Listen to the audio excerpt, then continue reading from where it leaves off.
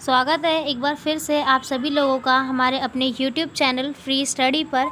आज की इस वीडियो में हम बात करने वाले हैं बीए प्रोग्राम वाले स्टूडेंट्स के लिए पॉलिटिकल साइंस का यूनिट 3 और उसका हम चैप्टर 2 इस वीडियो में डिस्कस करेंगे। जो आपका 3rd यूनिट है वो आपका डिवाइड हो रखा है 3 पार्ट्स में। इसको 3 पार्ट्स में बांटा हुआ है, चैप्टर 1, चैप्टर 2 और चैप्टर 3। तो चैप्टर 1 पे हमने ऑलरेडी वीडियो बना रखी है, साथ ही साथ यूनिट 1 और 2 इन दोनों को भी हमने कवर कर रखा है। अगर अभी तक आप सभी लोगों ने यूनिट 1, यूनिट 2 और यूनिट 3 के चैप्टर 1 की वीडियो नहीं देखी है तो सबसे पहले जा कर के उस वीडियो को देखिए। और इस वीडियो में हम चैप्टर 2 जो है डिस्कस करेंगे, ऑल ओवर चैप्टर 2 को हम इस वीडियो में बात करेंगे और ये आपका पार्ट 1 होगा, चैप्टर 2 का पार्ट 1 होगा। देर ना करते हुए स्टार्ट करते अपनी वीडियो को। लेकिन उससे पहले मैं एक बहुत ही ज़रूरी चीज़ आपको बतानी चाहूँगी। डिस्क्रिप्शन में आपको एक लिंक दिया गया है जो कि हमारे टेलीग्राम ग्रुप का।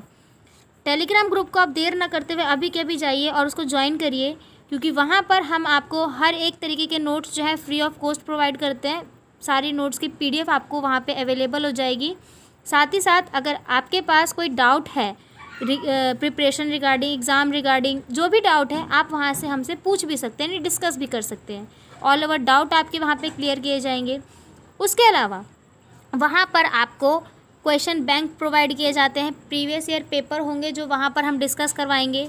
ठीक, previous year paper, answer writing practice कैसे कर सकते हो आप, सब चीज़ें जो है हम वहाँ पे प्रोवाइड करवाते हैं। तो काफ़ी हेल्पफुल होने वाला है आप सभी लोगों के लिए। देर ना करते हुए सबसे पहले जाकर के टेलीग्राम ग्रुप को ज्वाइन करें और उसके बाद इस वीडियो को ज़रूर देखिए। वीडियो समझ ना आए तो 1 से 2 बार आप देखोगे तो डेफिनेटली वो चीज़ समझ आ जाएगी। तो अब देर ना करते हुए स्टार्ट करते हैं अपनी इस वीडियो को। देखिए, ये जो यूनिट 3 है ना, यूनिट 3 का चैप्टर 2 जिसमें हम संसद के बारे में पढ़ेंगे। फर्स्ट चैप्टर में हमने किसके बारे में पढ़ा था, अगर आपको याद हो, आपने देखी होगी, तो फर्स्ट चैप्टर में हमने प्रधानमंत्री यानी प्राइम मिनिस्टर के बारे में पढ़ा था, राइट। बट सेकंड चैप्टर में हम पढ़ेंगे पार्लियामेंट यानी कि संसद के बारे में। तो देखिए, संसद को हमने 3 अंग में बांटा हुआ है। तो संसद को 3 पार्ट से बांट रखा है, जो कि है लोकसभा, राज्यसभा और राष्ट्रपति। लोकसभा, राज्यसभा और राष्ट्रपति। लोकसभा को निम्न सदन कहा जाता है और राज्यसभा को उच्च सदन क्यों कहा जाता है, क्यों कहा जाता है ये भी जानेंगे। लोकसभा को हम भंग कर सकते हैं जिसकी वजह से उसे निम्न सदन कहा जाता है, और राज्यसभा को कभी भी भंग किया नहीं जा सकता जिस वजह से उसे उच्च सदन कहा जाता है, यानी कि ज़्यादा लंबे समय तक यह स्थित रह सकता है। और लोकसभा को कभी भी बहुमत नहीं मिला, अगर मत गिर जाने पर उसको भंग किया जा सकता है। और उसके अलावा सबसे महत्वपूर्ण अंग होता है जो कि है राष्ट्रपति का संसद में। तो आई होप ये क्लियर हो गया होगा। संसद को कितने अंगों में विभाजित किया गया है? 3 अंग में, लोकसभा, राज्यसभा और राष्ट्रपति। भारतीय संविधान के अनुसार संसद के कितने अंग हैं? 3, राष्ट्रपति, लोकसभा और राज्यसभा। राष्ट्रपति संसद के सत्र को बुलाता है, संसद के सत्र को। संसद के सत्र का मतलब है संसद की बैठक को, ठीक। राष्ट्रपति कौन बुलाता है? संसद की बैठक को बुला सकता है। भारत में कौन सी व्यवस्था है? संसदीय व्यवस्था, जिसमें राज्यसभा और लोकसभा विभाजित होती है। याद रखना इस चीज़ को। भारत में कौन सी व्यवस्था है? संसदीय व्यवस्था। जो आप यूनिट 1 है, अगर आपने यूनिट 1 देखा होगा तो उसमें भारत की एक विशेषता है, संवैधानिक विशेषता। उसके अंदर क्या है? संसदीय व्यवस्था, जिसके अंदर भारत की संसद को 2 भागों में बांटा गया है, लोकसभा और राज्यसभा, साथ ही साथ राष्ट्रपति भी। भारतीय संविधान में संसदीय प्रणाली कहाँ से ली गई है? ब्रिटेन के संविधान से। लोकसभा को भंग किया जा सकता है, वहीं दूसरी तरफ राज्यसभा को भंग किया नहीं जा सकता। ये चीज़ आप इजी है, बहुत आसान तरीके से याद भी कर सकते हो। बढ़ते हैं अपने अगले टॉपिक की तरफ। संसद का गठन। देखिए, संसद का गठन कब हुआ?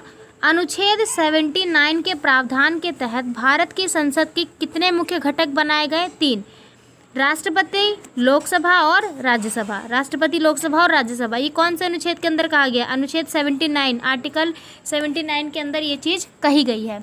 राष्ट्रपति का पद कभी खाली नहीं रहता। राष्ट्रपति का पद कभी भी खाली नहीं रहता।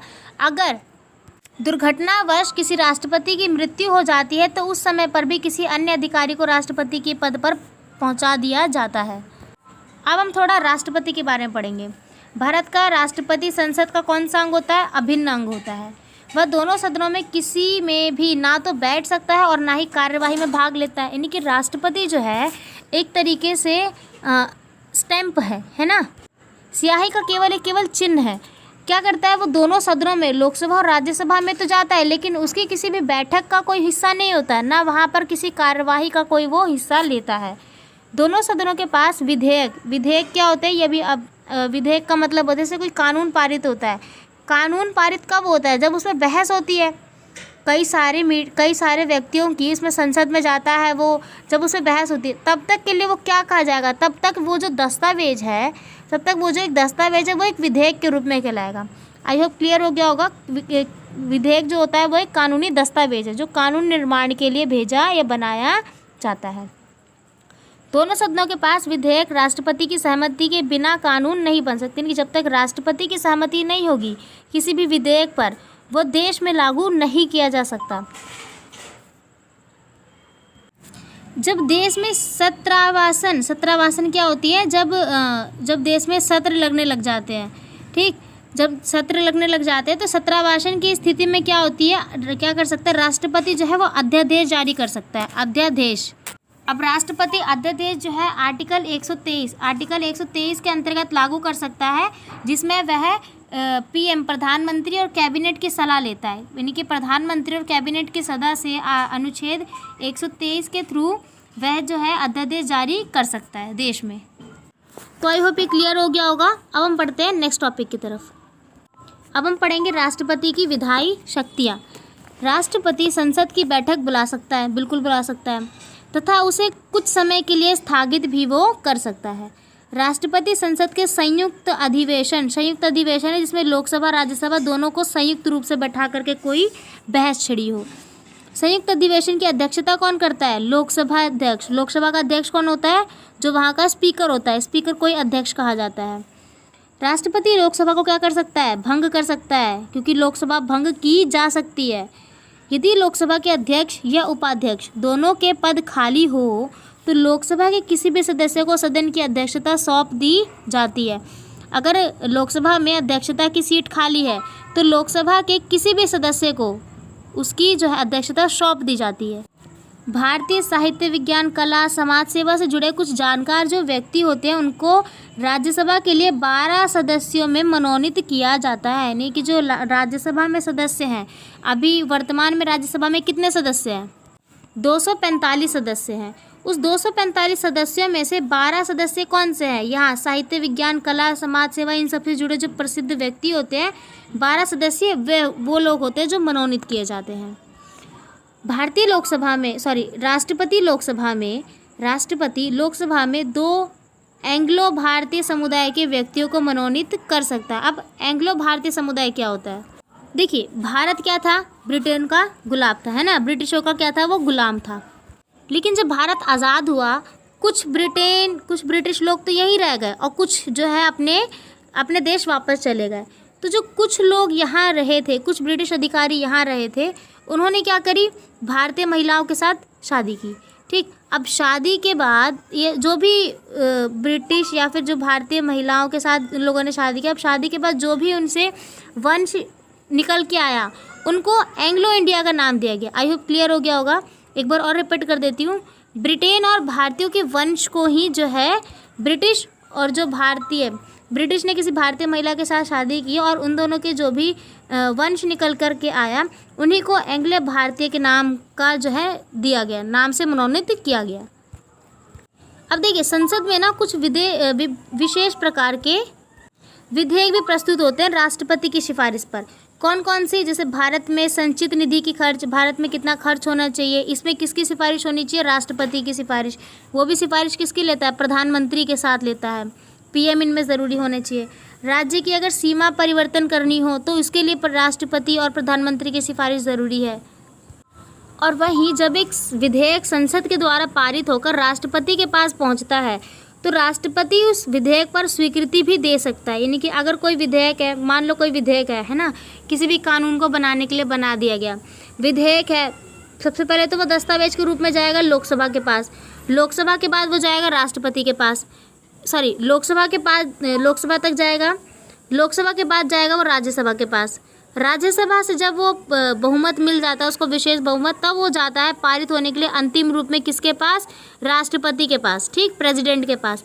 अगर प्रेसिडेंट को लगता है कि वो कानून ठीक है, जनता पे लागू होना चाहिए, और उस पर वो स्वीकृति दे देता है, तब जाकर के वो कानून के रूप में माना जाएगा, अन्यथा नहीं माना जाएगा। राष्ट्रपति उस विधेयक पर अपनी स्वीकृति सुरक्षित रखता है। राष्ट्रपति विधेयक को पुनः विचार हेतु लौटा भी सकता है। अगर राष्ट्रपति को लगता है कि यह कानून जनता के लिए ठीक नहीं है तो वो क्या करेगा, उस दस्तावेज को, उस विधेयक को वापस लोकसभा या राज्यसभा में भेज सकता है। अब एक बार लोकसभा राज्यसभा में भेज दिया, फिर से लोकसभा राज्यसभा में उस दस्तावेज को पारित किया गया, विधेयक को पारित किया गया। अगर दोबारा से विशेष बहुमत मिल गया, दोनों सदनों से पास हो गया और दोबारा से राष्ट्रपति के पास भेजा गया, तो इस बार दूसरी बार राष्ट्रपति अपनी इच्छा देने के लिए, यानी कि उस पर अपनी हामी भरने के लिए मजबूर हो जाता है, यानी कि इस बार उसे अपनी जो है हामी भरनी पड़ेगी। राष्ट्रपति शासन की अवधि में अध्यादेश जारी कर सकता है। राष्ट्रपति महानियंत्रण व प्रशिक्षण संघ लोक सेवा आयोग में रिपोर्ट संसद के सक्षम ही रखता है। देखो अब हम पढ़ेंगे लोकसभा के बारे में। ठीक, लोकसभा को निम्न सदन तथा जनता के सदन के रूप में भी जाना जाता है। लोकसभा को जनता का सदन भी कहा जाता है और निम्न सदन भी क्या कहा जाता है। क्यों? क्योंकि यहाँ पर लोकसभा में जनता के द्वारा चुने हुए प्रतिनिधि आते हैं, उनके द्वारा यहाँ पर लोग होते हैं चुने हुए। अब देखिए लोकसभा में, कहाँ पे, लोकसभा में अधिकतम कितने संवैधानिक तौर पर लोकसभा में कितने सदस्य 552 थे और वर्तमान में इनकी संख्या कितनी है, 545। वर्तमान में कितनी है इनकी, 545। लोकसभा में देखो जैसे 530 कौन से हैं, राज्यों से मनोनीत किए गए हैं। ठीक, 530 कौन से हैं, राज्य से। 2 एंग्लो इंडियन के समुदाय हैं और 20 कहाँ से लिए गए हैं, राज्य संघ से लिए गए हैं। तो अगर 529 + 2 + 20 करोगे आप तो 545 होते हैं। तो इस तरीके से लोकसभा में सदस्य जो है मनोनीत किए जाते हैं। और जो एंग्लो इंडियन के समुदाय होते हैं वो किनके द्वारा चुने जाते हैं, वो राष्ट्रपति के द्वारा नियोजित होते हैं। वही दूसरी तरफ देखो आप, वर्तमान में कितने सदस्य बोले गए हैं, 545। 530 कहाँ से लिए गए हैं, राज्य संघ से। 2 कहाँ के हैं, 2 एंग्लो इंडियन के हैं और 13 कहाँ के हैं, राज्य संघ से। अगर इन तीनों को जोड़ोगे आप तो 545 सदस्य निकलते हैं। एंग्लो इंडियन किनके द्वारा नियोजित होते हैं, राष्ट्रपति के द्वारा। अब हम 1 बाय 1 तीनों को पढ़ते हैं। सबसे पहले पढ़ेंगे राज्य का प्रतिनिधित्व क्या है लोकसभा में। राज्य के विभिन्न निर्वाचन क्षेत्रों द्वारा प्रत्यक्ष प्रतिनिधि है जो लोकसभा में क्या होते हैं, निर्वाचित होते हैं। भारत में हर वह नागरिक जिसकी उम्र 18 से अधिक है वोट दे सकता है। 61वें संविधान संशोधन, ध्यान देना इधर थोड़ा, 61वें संविधान संशोधन अधिनियम 1988 द्वारा मत की आयु 21 से हटा के कितनी कर दी गई, 18 कर दी गई।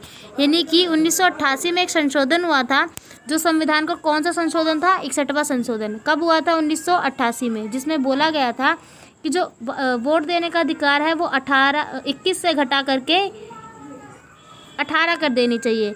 11th की अगर आपने पॉलिटिकल पढ़ी है तो उसमें ये चीज़ बहुत अच्छे से चित्र के थ्रू विडंबना करके बताया गया है कि जब प्रधानमंत्री यानी पंडित जवाहरलाल नेहरू के थ्रू वोट करने की जो है आयु 21 कर दी गई थी और फिर उसके ऊपर कई मतभेद आए थे, तो उसको घटा करके 61वें संशोधन के द्वारा 18 कर दिया गया।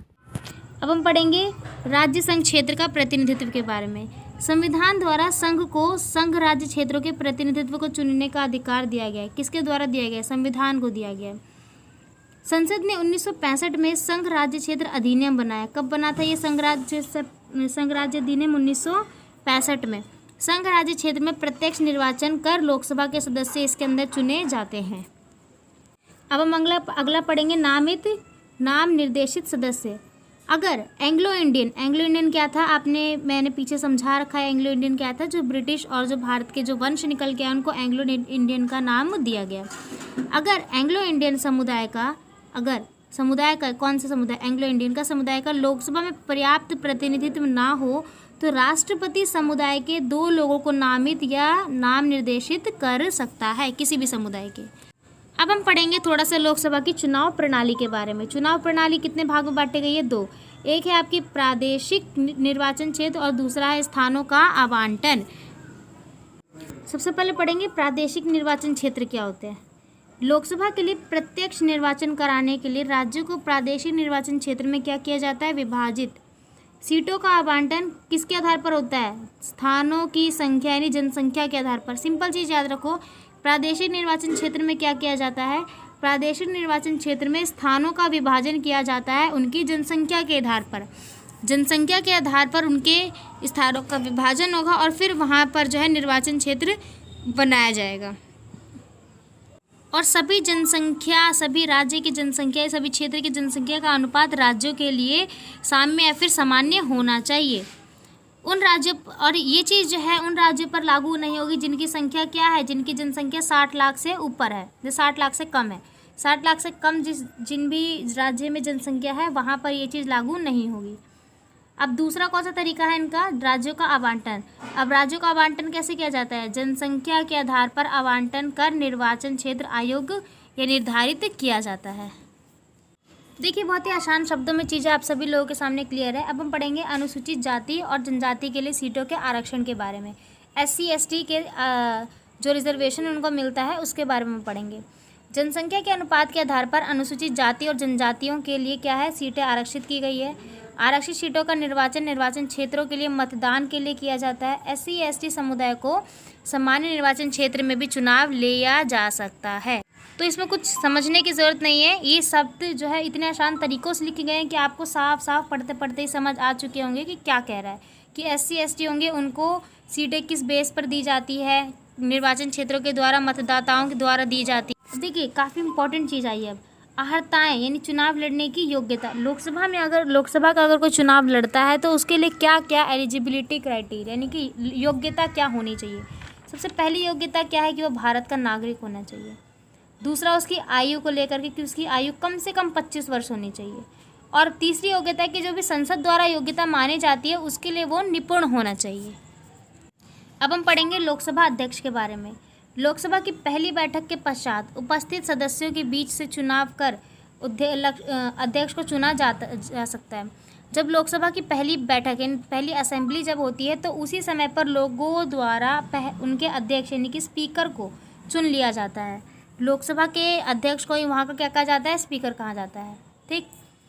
अगला, राष्ट्रपति लोकसभा अध्यक्ष के चुनाव की तारीख निर्धारित करता है। कौन करता है? राष्ट्रपति करता है। राष्ट्रपति करता है। आमतौर पर अध्यक्ष व उसके प्रतिनिधियों का मुखिया होता है। कौन होता है? अध्यक्ष जो होता है उसके प्रतिनिधियों का कौन होता है? मुखिया। यानी कि वहाँ के अध्यक्ष को स्पीकर वहाँ का जो है हेड होता है यानी मुखिया होता है। अध्यक्ष लोकसभा के जीवन काल तक पद पर आसीन रह सकता है। अध्यक्ष सदस्यों की शक्ति व विशेष अधिकारों का क्या होता है? अभिभावक होता है। लोकसभा का अध्यक्ष सदन का क्या होता है? मुखिया व प्रवक्ता भी होता है यानी प्रमोट करने वाला भी होता है। संसदीय मामलों में अध्यक्ष अंतिम निर्णय ले सकता है और जिम्मेदारी के साथ वह निर्वाचित किया जाता है। अब हम कुछ शक्तियाँ और कर्तव्य पढ़ते हैं अध्यक्ष की लोकसभा में। सदन की कार्यवाही हेतु नियम व विधि का निर्वहन करना। सदन व कार्यवाही की नियम व विधि का निर्वहन करना किसका काम है? लोकसभा के स्पीकर का अर्थात अध्यक्ष का।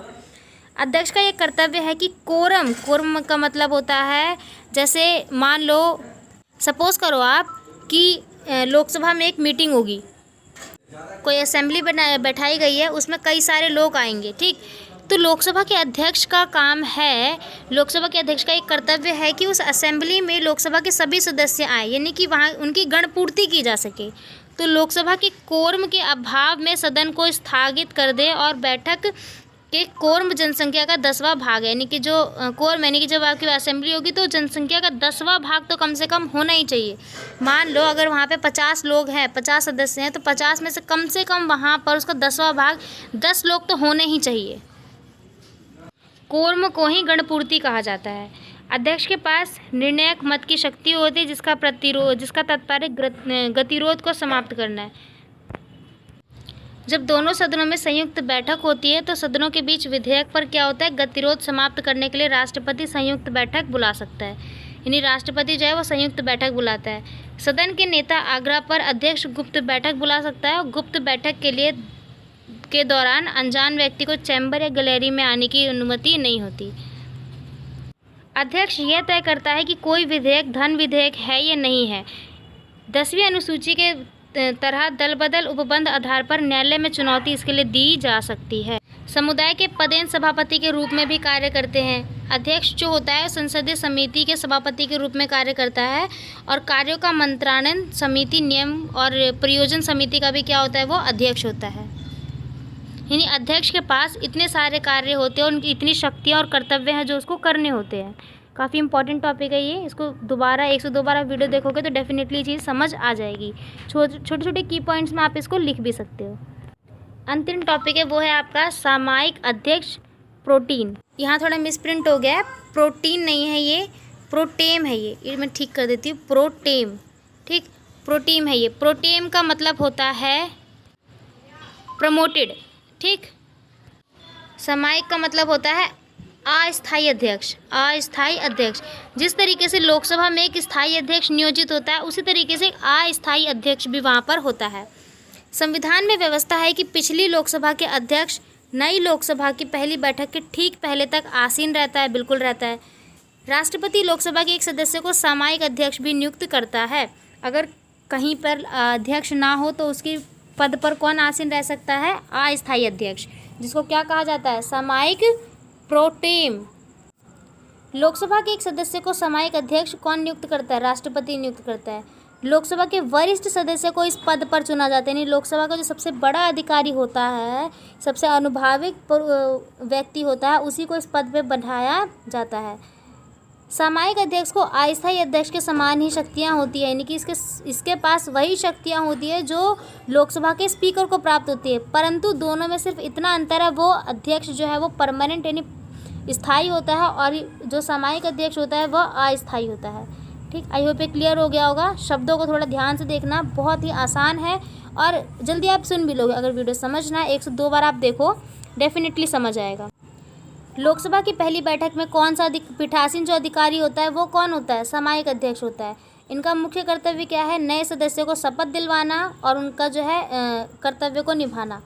अध्यक्ष चुनने पश्चात सामयिक अध्यक्ष का क्या होता है? खुद का, जब अगला सामयिक अध्यक्ष चुन जाएगा तो पहले वाले सामयिक अध्यक्ष का खुद पे खुद ही काल जो है समाप्त हो जाएगा। तो ये पे क्लियर हो गया होगा। बहुत ही अच्छे तरीके से हमने इस वीडियो में डिस्कस किया है संसद के बारे में, जिसमें हमने लोकसभा को बहुत ही अच्छे तरीके से समझा है। बहुत अच्छे तरीके से हमने लोकसभा की एक एक चीज़ को पढ़ा है। लोकसभा में क्या होता है, इसकी चुनाव प्रक्रिया क्या है, अगर इसमें कोई अध्यक्ष होता है तो किस तरीके से काम किया जाता है, इसमें क्या क्या अहर्ताएँ हैं, लोगों को चुनाव लड़ने में क्या क्या उनकी योग्यताएँ होनी चाहिए, सब चीज़ों को हमने बहुत ही विस्तार से समझा है। अगर कुछ समझना है तो दोबारा बोल रही हूँ मैं आपको, 102 बार वीडियो को देखो और बहुत ही आसान तरीक़ों से हमने यहाँ पर लिखा, एक एक शब्द आपके लिए बहुत ही आसान तरीक़ों से। तो आई होप पसंद आया होगा आपको ये वीडियो। अगर आपको ये वीडियो पसंद आए तो वीडियो को कमेंट करके ज़रूर वीडियो में। तब तक के लिए हमारे चैनल को आगे तक अन्य दोस्तों तक ज़रूर शेयर करें, साथ ही साथ हमारे चैनल को सब्सक्राइब करके ज़रूर रखें ताकि मिलने वाला सभी अपडेट आप तक सबसे पहले पहुँचे। बाकी थैंक्स फॉर वॉचिंग, इंतज़ार रहेगा आप लोगों के कमेंट का। मिलते हैं अगली वीडियो में। जय हिंद, जय भारत।